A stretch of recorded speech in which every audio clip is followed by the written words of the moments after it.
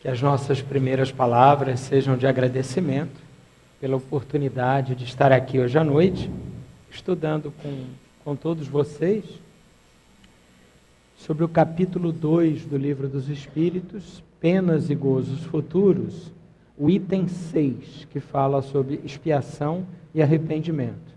E as 6 primeiras questões são justamente sobre arrependimento, que é um tema que, por mais que a gente estude, a gente não cansa de aprender, não deixa nunca de aprender com os ensinamentos e a segurança que a doutrina nos traz ao definir o que é o arrependimento e por que cada um vai ter esse processo num momento diferente.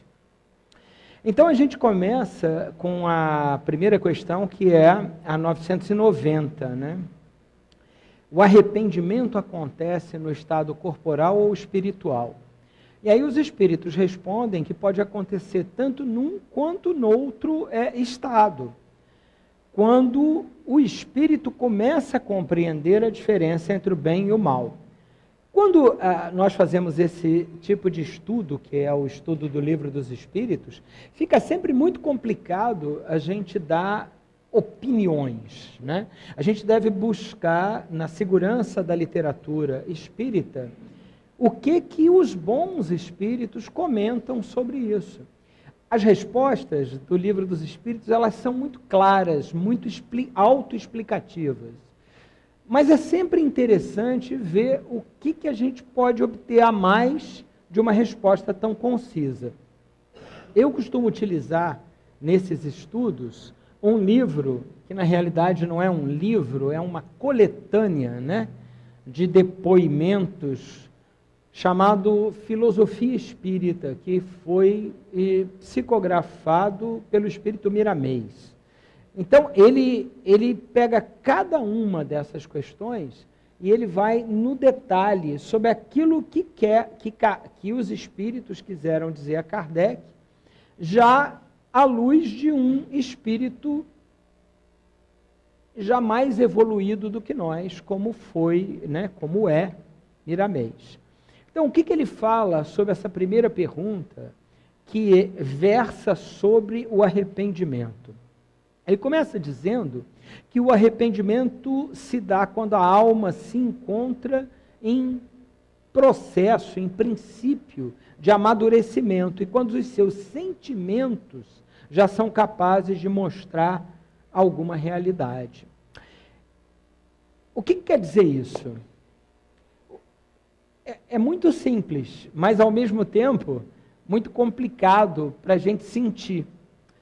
Você se arrepende de algo que você fez quando você compreende com o coração e não apenas com o cérebro que aquilo que você fez está errado. Só que muitas vezes você tem um procedimento que a sua consciência lá te disse que não foi o correto, mas você ainda não aceita isso com o seu coração. Quando eu me refiro ao coração, obviamente, eu não estou me referindo ao órgão físico coração, mas aquilo que o coração, metaforicamente, representa. Ele representa o consentimento do seu sentir. Ou seja, quando você realmente acha aquilo e não acha da boca para fora porque alguém te ensinou. O pai vai e explica para o filho, olha, está errado você agir dessa forma. Se o filho simplesmente estiver escutando o que o pai fala como uma briga, uma censura, uma admoestação, ele pode vir a repetir aquele erro. Agora, se ele realmente se sentir tocado por aquilo, aí ele não vai mais repetir o erro. E é assim que acontece com o espírito. As almas, os espíritos, eles não vão cometer mais faltas na medida em que eles tiverem consciência do seu mal proceder. E aí, o que eles vão querer? Reparar a falta cometida. por enquanto, a dor, ela não tem como desaparecer da humanidade. Por quê? Porque é ela que representa o socorro a esses espíritos que criam a consciência dos seus erros baseados nas consequências das suas ações. Porque quando eles erram, eles rompem uma lei divina. Rompeu a lei divina, o que acontece pela lei de causa e efeito? Vem o efeito de volta para você. E na hora que ele vem com uma intensidade igual ou maior do que aquilo que você provocou de erro. Isso é uma lei física, né? Toda a ação tem como consequência uma reação de força igual ou maior do que a ação que a provocou. Então, é exatamente a partir desses erros que o espírito passa a tomar consciência daquilo que ele tem que fazer para progredir. Quando alguém erra, por outro lado, com você, você também, às vezes, comete um erro. Por quê? Porque você não perdoa. Você guarda rancor. Você guarda, quando não rancor, mágoa. E muitos de nós se pegam muitas vezes dizendo, alguns se comprazem em fazer isso, outros não. Fazem até sem notar, sem intenção de ferir ou de magoar. Mas nós, muitas vezes, nos pegamos falando mal daquele que nos fez alguma coisa, esquecendo que nós já fizemos muitas coisas semelhantes ou até piores com outros companheiros. Então, o perdão, ele é uma expressão, nos diz Miramês, do arrependimento, uma expressão maior. E é a partir do perdão que nasce a amizade verdadeira. Então vejam bem que interessante, não é só o fato de você errar e se arrepender do que errou, mas também aí o arrependimento cabe quando alguém erra contigo e você não perdoa. Você também está errando. A partir do momento em que você perdoa, você se libera daquela carga. Porque é uma carga pesada a mágoa, né? Aqui quem já sentiu, né, a dor de uma ofensa, de uma mágoa, sabe o quanto é pesado e o quanto ela corrói o coração da gente. E sabe também, a partir do momento em que a gente se libera dela, nossa, a gente fica leve. Parece que está flutuando. Por quê? Porque você tirou aquele peso de dentro do seu coração. O que amigas como aqui a Cláudia fazem, como psicólogas e outros, é justamente ajudar profissionalmente, por exemplo, pessoas que têm esse peso no coração a se livrar deles. Mas a doutrina espírita faz isso de uma forma mais profunda ainda. Por quê? Porque está no cerne, no núcleo da doutrina, o perdão das ofensas. Então, ele termina nos dizendo sobre essa questão que nos momentos em que nós estivermos assim, de maior ansiedade, de maior angústia espiritual, que a gente pare e faça uma prece e peça a Deus tranquilidade, equilíbrio, e Ele não irá negar a cada um de nós a intuição certa em busca da luz. Ou seja, nós devemos tentar entrar um pouco na vibração de Jesus, na vibração de amor que o Cristo coloca em torno do planeta. Uma vez, há muitos anos atrás, tinha começado recentemente na obra social, eu estava sozinho com o Dr. Herman na sala. Dr. Herman, para quem não conhece, é um dos espíritos que dirige aqui os trabalhos da casa. E aí, eu me lembro que, atrevido como eu sempre fui, eu perguntei para ele assim, Dr. Herman, mas o senhor consegue, ou já conseguiu sentir realmente as vibrações de Jesus? E aí ele me respondeu uma coisa que eu achei muito interessante. Ele falou assim, nem sempre eu consigo perceber as vibrações do Cristo. São vibrações assim de um teor muito, muito intenso. E espíritos como nós que aqui estão, por mais que nós trabalhemos no bem, que a gente tente, muitas vezes a gente não consegue perceber uma grandeza tão grande. Mas uma coisa eu posso dizer para você, nós sentimos uma vontade enorme de trabalhar e de servir.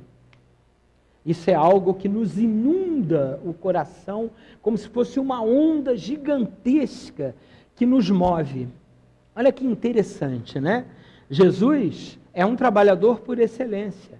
É o perdão, é o amigo maior, é o governador do planeta, né? E quando ele joga as suas vibrações de amor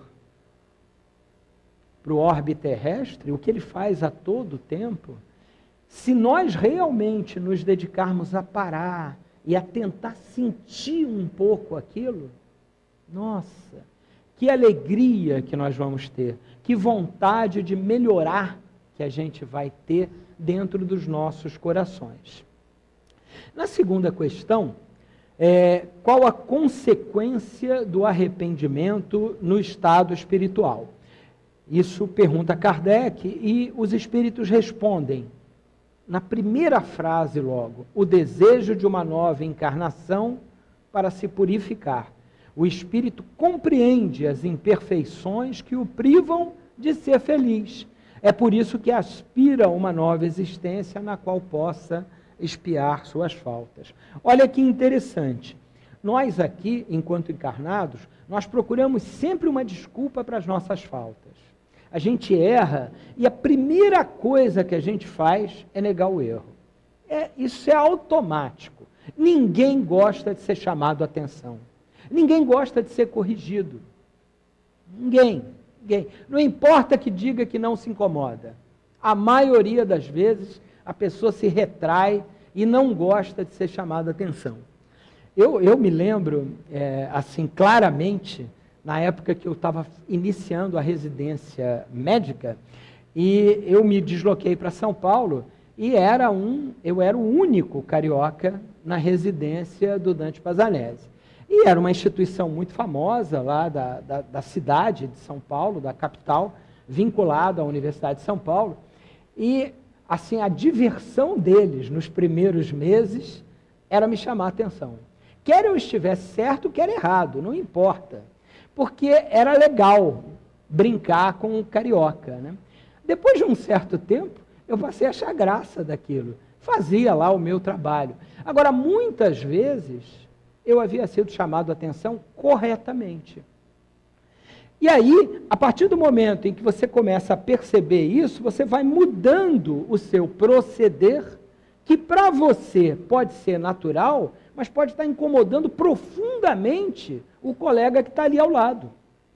Porque os hábitos culturais nas diversas capitais brasileiras são diferentes. E se você coloca Rio e São Paulo, é água e vinho.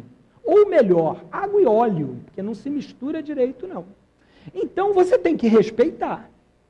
E a partir do momento em que você aprende a respeitar, você começa a valorizar. Por 10 anos eu morei lá, e foi talvez um dos períodos de mais rico aprendizado que eu tive na vida.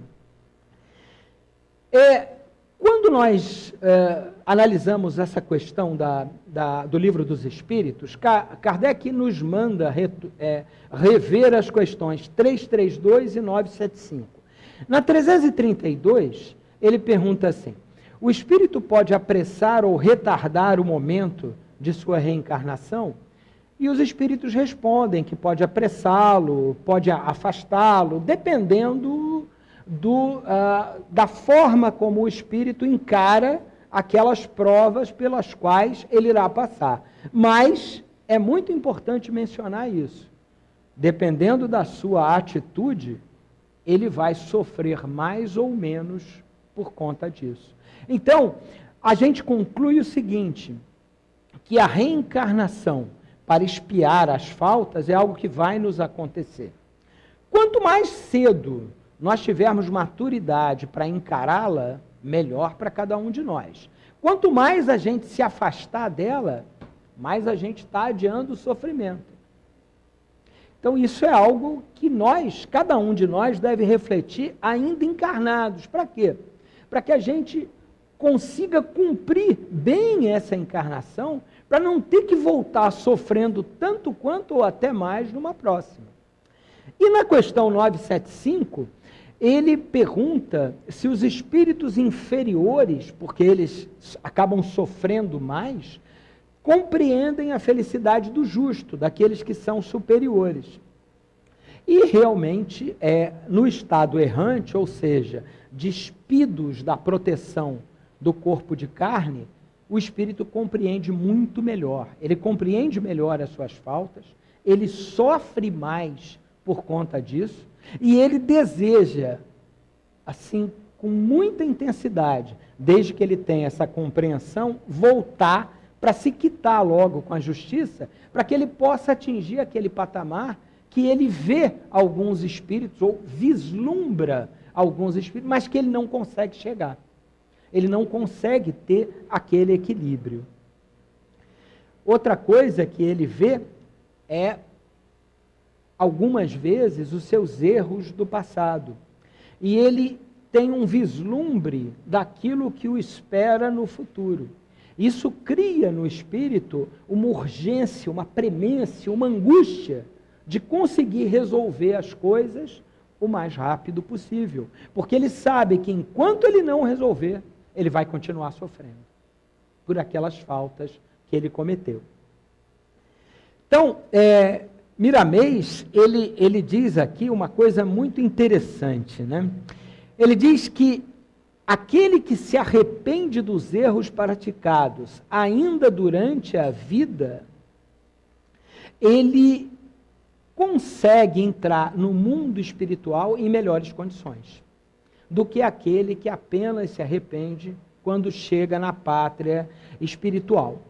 Ele também fala que as pessoas que cometem os erros e depois voltam a encarnar para expiá-los, em geral sofrem, como Emmanuel nos mostra aqui nessa página que a Cláudia leu, justamente naquilo que erraram. Fala também que quando o espírito se conscientiza disso, ele passa a encarar aqueles sofrimentos com alegria. Então ele diz assim: podeis notar que os grandes sofredores são amáveis no trato com os que os cercam. Então, não importa que eles sofram. Eu sempre lembro de Chico, né? Porque eu conheci o médico que tratava o Chico. Eu convivi com ele em São Paulo durante algum tempo.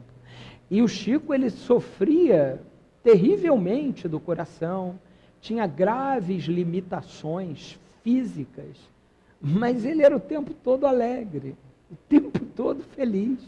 Trabalhava igual um condenado e o tempo todo com um sorriso nos lábios. Então, vejam bem, e ele não veio para expiar falta nenhuma, ele veio para cumprir uma missão. Mas ainda assim, ele encarava as dificuldades e o sofrimento dessa missão com muita alegria. Jesus, ele disse o seguinte, isso está no Evangelho de Mateus, capítulo 9, versículo 13. Ide, porém, e aprendei o que significa: misericórdia quero, e não sacrifícios, pois não vim chamar justos, e sim pecadores. Ou seja, nós, os justos, já aprenderam as lições de amor. Nós somos os pecadores. É a nós que ele veio chamar. Somos nós que precisamos nos quitar com os débitos de existências passadas. Ele não veio aqui perguntar sobre os débitos de pessoas de espíritos que já resolveram isso. E sim os nossos, que estamos no caminho de evolução. Na questão 992, se pergunta qual é a consequência do arrependimento no estado corporal, né? Progredir, e aí grifo meu, desde a vida atual, se tiver tempo de reparar suas faltas. Quando a consciência adverte e mostra uma imperfeição, pode-se sempre melhorar. Então, o importante é dizer, desde a vida atual. Então, se cada um de vocês aqui presente nota, já em si, algo em que pode melhorar, vamos começar agora. Vamos começar a partir de quando? A partir do momento que sair daqui. Porque aqui, sentadinho, quietinho, no centro espírita, todo mundo é bonzinho, todo mundo é legal. Ninguém aqui está fazendo nada de mal a ninguém. O problema é que, às vezes, quando nós saímos daqui, a gente se esquece das coisas que nós aprendemos. E aí a gente deixa de dar o primeiro passo em direção ao arrependimento, ou à reparação dessas faltas. Então é importante que nós prestemos atenção às nossas consciências. Por quê? Porque ela representa, nos diz Miramês, um tribunal dentro de nós. E além de ser o juiz desse tribunal, ela é também o nosso professor, o nosso mestre.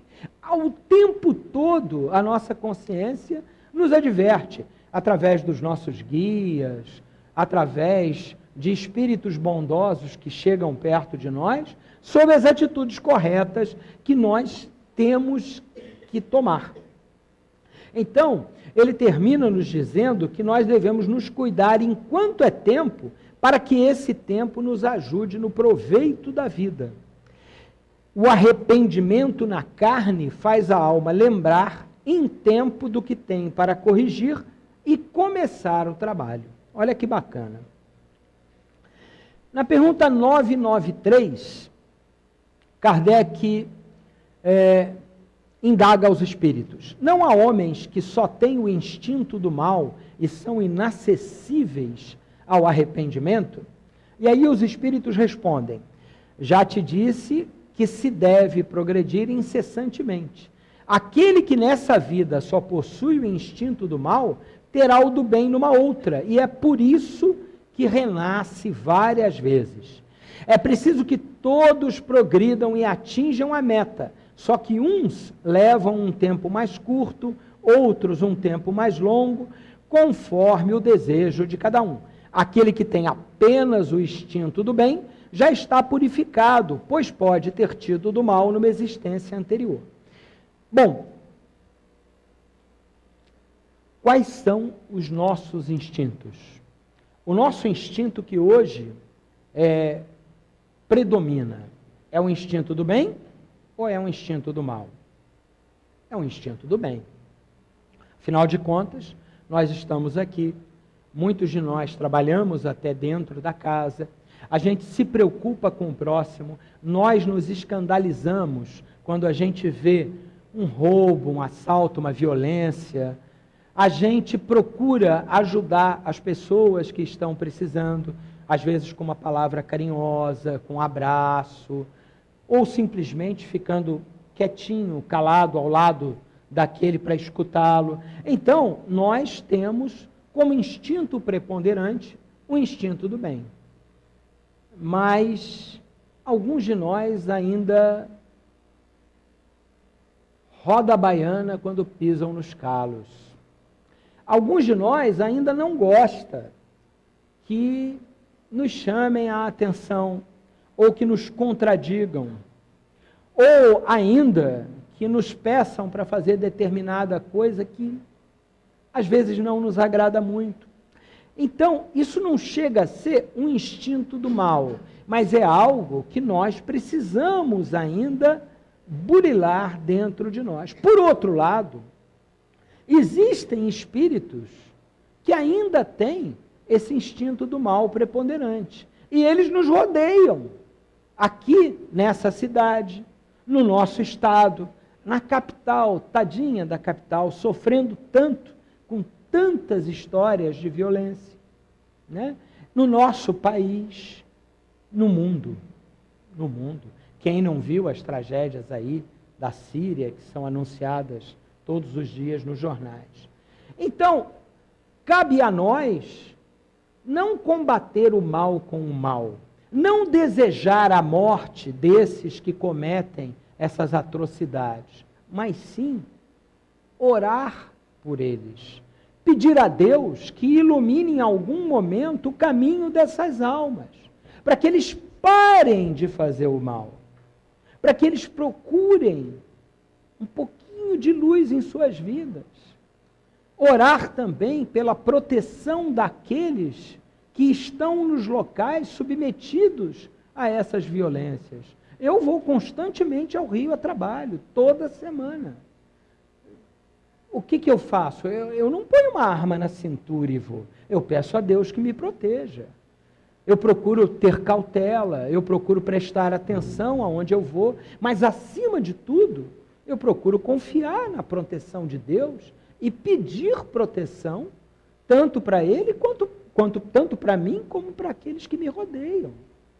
Para que a gente evite esses locais de maior violência, de maior conflito.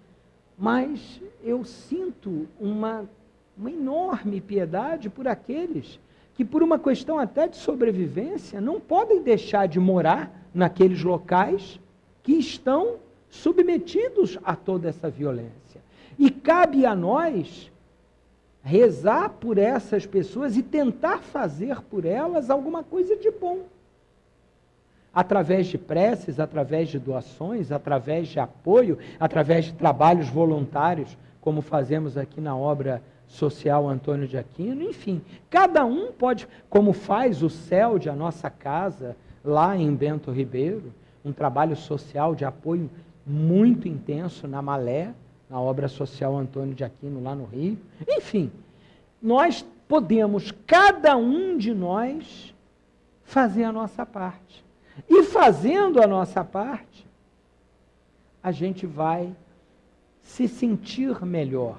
A gente vai estar escapando dessas influências ruins. A doutrina espírita protege a gente de receber alguma agressão ou ser vítima de alguma coisa? Não. Não. Mas ela nos tranquiliza, ela nos equilibra, porque a gente vai sofrer aquilo que nós tivermos que sofrer para a nossa própria evolução. Isso tem que estar direitinho esclarecido na mente de cada um. Agora, de que forma nós vamos sofrer? Bom, aí é um problema de cada um de nós individual. Como diz o Dr. Herman, sempre disse isso para mim, né? A dor é uma consequência do corpo, o sofrimento uma opção do espírito. Então, a dor você vai sentir. Agora, o quanto você vai sofrer com ela, aí é um problema mais seu. É a forma como você vai lidar com aquilo. Na pergunta 994, Kardec indaga: o homem perverso que não reconheceu absolutamente suas faltas durante a vida, sempre as reconhece depois da morte? E eles respondem: sim, ele sempre as reconhece, e então sofre ainda mais, pois sente em si todo o mal que fez ou de que foi a causa voluntária. A resposta continua, eu não vou repetir, a Cláudia já leu, mas é importante essa primeira parte para nos dizer que a perversidade, ela nasce da ignorância, muitas vezes, das leis e da justiça divina. Então, se o homem, desde o princípio, ele reconhecesse tudo que ele faz de mal para o próximo, ele vai estar fazendo para ele mesmo também, ele provavelmente abrandaria a sua forma de agir. Mas, muitas e muitas vezes, o que a gente vê nesses espíritos mais brutos, é eles estarem fazendo um mal, achando que a vida tem que aproveitar, é uma só, é ali mesmo, e acabou. E que já que ele só tem uma e que vive numa dificuldade muito grande, então ele não está nem se importando com os outros. Que cada um sofra igual ou mais do que ele sofre. Vejam bem, isso é um conceito de quem é muito ignorante. Por quê? Porque acha que a vida é uma só, é um só momento. Qual a perspectiva dessa pessoa? Nenhuma. Se ele nasceu então, ou ela, né, em condições ruins, condições de miséria, rapidamente vai se entregar aos desmandos, à violência, a todas as formas de conseguir o que ele quer da maneira mais fácil possível. E aí é um grande erro, porque quando a vida dele é cortada, e em geral é cortada rápido, eles não vivem muito, ele nota que aquilo foi só um estágio e que ele vai continuar. E que nessa continuidade, ele vai ter a consciência do que fez e vai sofrer muito mais. Agora, eu pergunto, se eles soubessem isso, se eles tivessem essa consciência, será que eles tomariam as atitudes que tomam? Talvez alguns teimassem em tomar, mas uma boa parte não tomaria, porque sabe que iria pagar, e que iria pagar muito caro, com muito sofrimento. E esse é o papel da doutrina espírita e de nós espíritas, esclarecer essas pessoas. Na realidade, esse é o papel do educador. O educador, ele faz isso, ele educa, ele explica, ele orienta. E quem é o principal educador dentro da sociedade terrena? Pai e mãe. A educação, já diziam os antigos, começa em casa. Se você em casa não recebe, isso aqui, mais uma vez, nos fala Emmanuel na página inicial. Se você em casa não recebe educação, como é que você quer receber na rua? Você, em geral, vai ser uma pessoa mal educada, que vai ter hábitos desrespeitosos. Depois a educação prossegue na escola, aonde os professores orientam de forma correta, de forma adequada, as crianças e os adolescentes para se conduzirem na vida. Uma escola não é só você ensinar português, matemática, história e geografia. Você tem que ensinar a criança a se comportar. O professor tem que ensinar a criança a ter respeito pelos mais velhos, a ter respeito pelo coleguinha do lado, a entender que o direito dele acaba onde começa o do outro. E isso é algo fundamental também e que a gente ensina na casa espírita. Aqui tem disciplina. Chegou depois da hora, aqui na mesa não senta mais. Chegou depois que fechou o portão nos passes de cura, não pode mais subir. Não adianta espernear, nem chorar. É disciplina. Por quê? Porque não importa o que aconteceu com você. Regras são regras. E você tem que se adequar a elas de forma que o todo esteja em harmonia, em equilíbrio. E isso é algo que muita gente tem muita dificuldade de entender. E aí começam os problemas. Então Miramês nos diz que a consciência nos dá estímulos para o consciente se inteirar das leis. No entanto, nós somos como crianças, que precisamos queimar a mão para aprender que o fogo é quente. Isso não significa que a gente deva abandonar os esforços para a gente melhorar. Mesmo que a gente erre várias vezes, Deus é Pai e é paciente. Ele quer que nós acertemos. Então, Ele nos dá oportunidades da gente cair, levantar. Cair de novo, levantar de novo. Quantas vezes forem necessárias. Quantas encarnações nós precisarmos. Até que nós atinjamos um patamar de evolução que é aquele que Ele nos espera.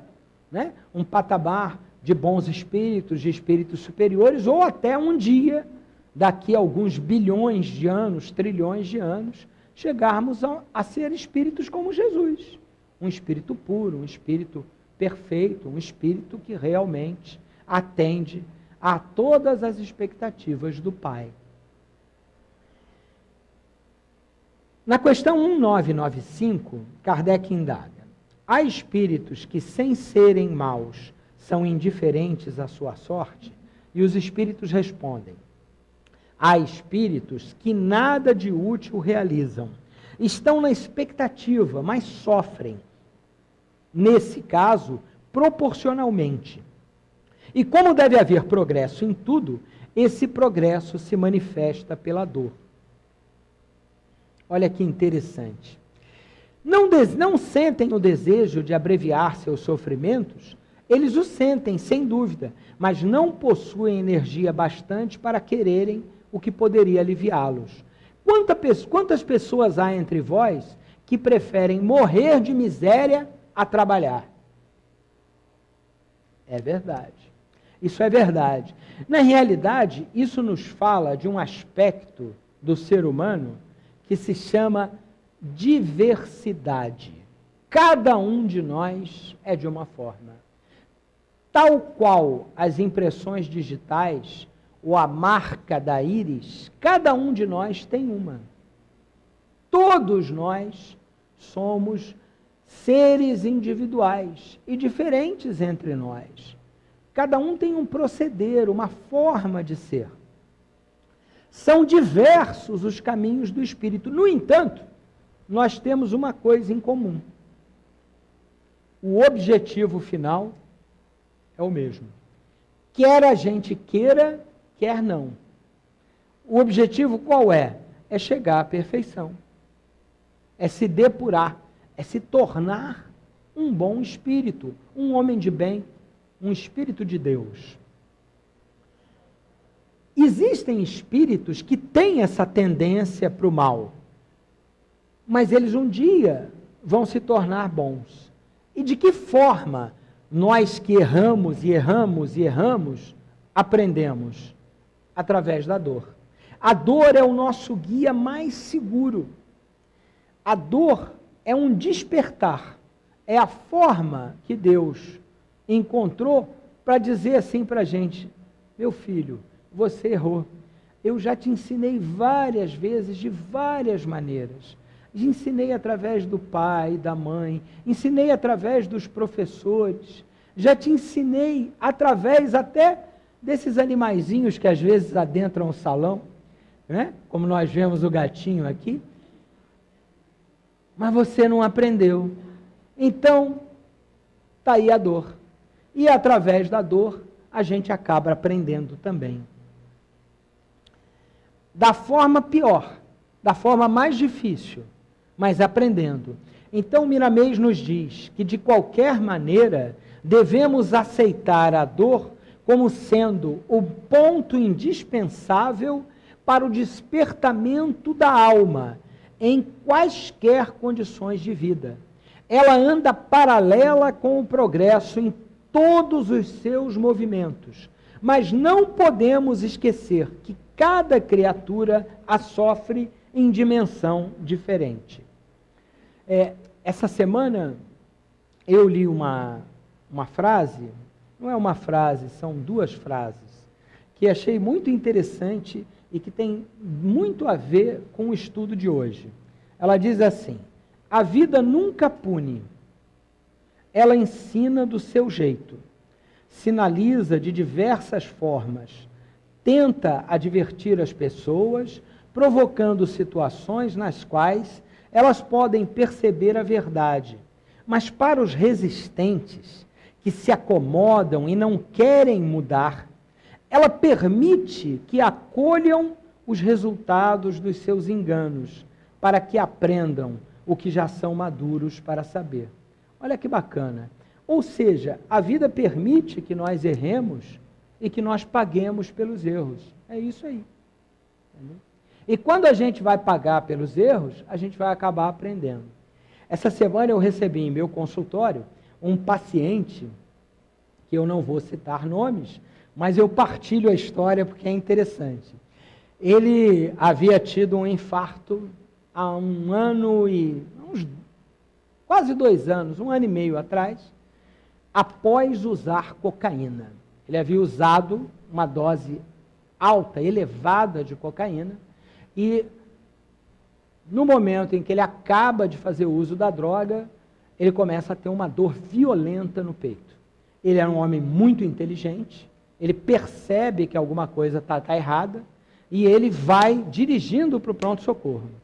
Ao chegar no pronto-socorro, o eletro mostra um infarto claro, ele é imediatamente tratado, medicado e vem parar na minha mão, porque não tem jeito.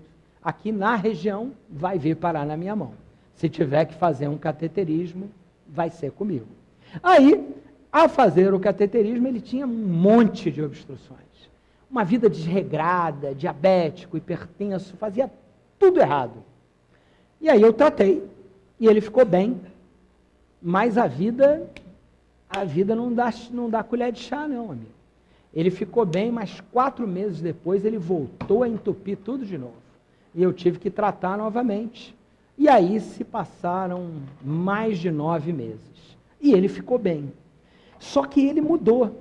Ele largou a droga, ele largou totalmente a bebida alcoólica, inteiramente. Ele passou a tomar os remédios religiosamente. Ele era um diabético grave, não controlava nada. A glicose dele, a última que eu vi, estava 90, perfeita, se tratando certinho, caminhando, fazendo tudo certinho. Aí ele me conta, ele chega no consultório, tudo bem, tudo, tal, não sei o quê. Aí ele vira para mim e fala assim, rapaz, a gente se tornou até amigo, eu gosto muito dele. Ele falou assim, eu tive um negócio essa semana incrível. Mas o que aconteceu? Rapaz, chegou um amigo daquelas minhas épocas, né, que eu fazia uso de droga e tal. Ele me chegou com um pacote de cocaína e me deu, disse assim, olha, prepara para mim. Aí eu até parei de escrever, eu estava escrevendo, eu parei, levantei a cara, falei assim, o que você fez? Falei assim, não, eu não fiz nada. Eu peguei, entreguei para ele e falei assim, eu não estou mais nessa. Só que eu sou muito sensível, doutor, e eu vi uma entidade atrás dele. E ela queria que eu usasse. Eu fico até meio arrepiado quando eu falo essas coisas, porque foi interessante, né? Ele percebeu, aí o amigo dele, quando ele devolveu o pacote, ele falou assim, meu Deus, o que eu estou fazendo aqui? Ele não sabia, o cara ficou, mas por que eu trouxe isso para você? Eu soube que você infartou por causa disso. Aí ele deu um risinho assim, falou assim, não, depois a gente conversa sobre isso, mas eu não quero não, obrigado. E aí o cara saiu, levou a droga de volta, né? Infelizmente, nós temos muitos usuários de droga ainda na nossa região e na nossa cidade, principalmente de cocaína, que é uma droga violentíssima e muito perigosa. Aí, ele levou de volta e ele veio me falar todo satisfeito. Nesse momento, eu notei que ele aprendeu com a dor. Ele realmente aprendeu a lição. Porque o mais simples seria ele ter usado a droga, buscado a sensação fácil. Mas ele se lembrou do infarto, da dor, da experiência de quase morte que ele teve, de ter ficado internado, da mãe, da angústia da mãe dele, do sofrimento da família. E aí, ele tomou a atitude correta. Bacana isso, né? Bacana você ver que as pessoas têm recuperação, né? Eles podem melhorar, eles podem. Nós, seres humanos, nós somos uma raça fantástica. Nós somos sobreviventes. Nós sobrevivemos sem ou apesar das coisas, das dificuldades. A gente sofre cataclismas e a gente sobrevive. A gente é massacrado e a gente sobrevive. Por quê? Porque nós temos essa centelha divina dentro de cada um de nós. Nós queremos melhorar. Nós somos a grande obra de arte da criação. Nós somos aqueles que Deus dotou de vontade própria, que deu a capacidade de escolha. Os animais não têm isso. As belezas naturais são muito bonitas, mas não têm vontade própria. Nós temos o livre-arbítrio. Ou seja, nós somos realmente privilegiados. E a gente tem que aproveitar isso. Não de uma forma orgulhosa, arrogante, mas sim elevando um pleito de agradecimento a Deus, pelo fato de nós termos esse privilégio, de termos chegado ao ponto que nós chegamos, mesmo e apesar de todos os nossos erros. E na última questão, a questão 996, Kardec pergunta: já que os espíritos veem o mal que resulta para eles de suas imperfeições, como podem existir os que agravam sua situação e prolongam seu estado de inferioridade, fazendo o mal como espíritos, desviando os homens do bom caminho? E como a Cláudia já respondeu, já comentou com vocês, são aqueles cujo arrependimento é tardio que agem assim. O espírito que se arrepende pode, em seguida, deixar-se arrastar novamente ao caminho do mal, ou por outros espíritos ainda mais atrasados. Não foi isso que aconteceu com o rapaz que eu acabei de contar o caso? Pois é. Ele poderia ter se deixado arrastar de novo para o caminho do mal. E o que ia acontecer? Ele ia ter que pagar. Talvez ele tivesse até que pagar com a própria vida. Mas ele ia ter que pagar. Ele tinha uma escolha na época. Ele teve que dar um testemunho. E qual foi a escolha dele?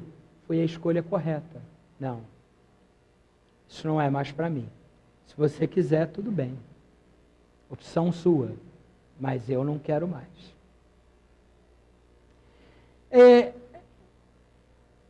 O arrependimento, meus irmãos, ele tem muitas dimensões. E nós podemos perceber diferentes tipos de arrependimento em diferentes tipos de criatura. Quando a gente permite que o mal nos influencie, é porque a gente ainda se compraz naqueles vícios, naquelas atitudes perniciosas. As armas que nós temos, elas não são armas carnais, físicas. As armas que nós temos são a prece, são o equilíbrio, são as boas vibrações. Essas são as armas que Jesus usava. Ele proibiu Pedro de sacar a espada. Ele se deixou levar, mesmo sendo ele um ser poderosíssimo, que um estalar de dedos ele podia, simplesmente se teletransportar dali. Mas não, ele se deixou levar, ele se deixou supliciar. Essas são as nossas armas. As armas do perdão, da fé, do equilíbrio, da harmonia, do entendimento. Mas a gente só vai conseguir usá-las se a gente tiver compreensão. Porque não adianta eu dizer para nenhum de nós aqui para se deixar imolar ou supliciar, se nós mesmos não acharmos que é aquilo que a gente deve fazer para chegar até Deus. Se isso não partir de mim, não adianta nada. A doutrina espírita nos esclarece. Um palestrante aqui, um espírito bondoso, dirigente da casa, pode nos intuir, pode nos explicar, pode tornar didático aquilo que os espíritos colocaram, embora eu ache que é impossível ser mais didático do que Kardec, mas a gente só vai mudar a atitude quando ela partir daqui. Quando for algo que nós queiramos. Quantas e quantas vezes já não deviam ter dito a esse meu paciente para não abusar, para não usar a droga? Quantas e quantas vezes? Foi preciso que ele tivesse quase morrido para ele entender. Porque o infarto mata em 30% das vezes, independente de onde você estiver, mesmo dentro do hospital. Quer dizer, não é algo que você queira se arriscar, né? Pelo amor de Deus, não em sã consciência. Eu gostaria de terminar o nosso estudo com Leon Denis, nosso patrono.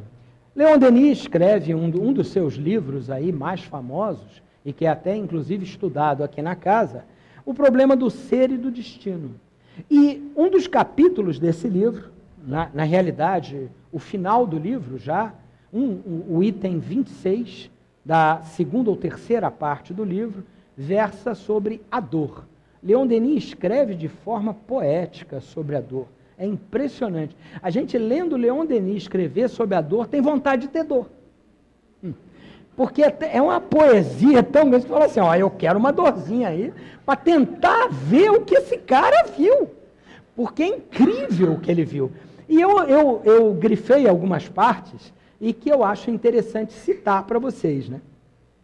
Ele começa dizendo assim, no fundo, a dor é apenas uma lei de equilíbrio e educação. Olha que legal. É preciso sofrer para adquirir e conquistar. A vida dolorosa é um alambique em que se destilam os seres para mundos melhores. Jesus do céu, que poesia! A vida dolorosa é um alambique em que se destilam os seres para mundos melhores. Eu quase passei a gostar de cachaça quando eu li isso aqui, porque realmente é poético, né? E a frase que eu mais gostei não pertence a Denis, mas ele cita no livro dele, e depois ele analisa essa frase com uma única outra. Michelangelo havia adotado como regra de conduta, Michelangelo, né, o famoso escultor italiano, autor de La Pietà, os preceitos seguintes: entra em ti mesmo e faze o que faz o escultor com a obra que quer tornar bela. Suprime tudo o que é supérfluo, torna nítido o que é obscuro, leva a luz a toda parte e não para de burilar a tua própria estátua. Denis conclui, máxima sublime que contém o princípio de todo aperfeiçoamento íntimo. E com isso, meus irmãos, eu vos deixo, porque nada do que eu diga depois disso pode ser mais brilhante, mais sublime do que essas frases de Michelangelo e de Leon Denis. Graças a Deus.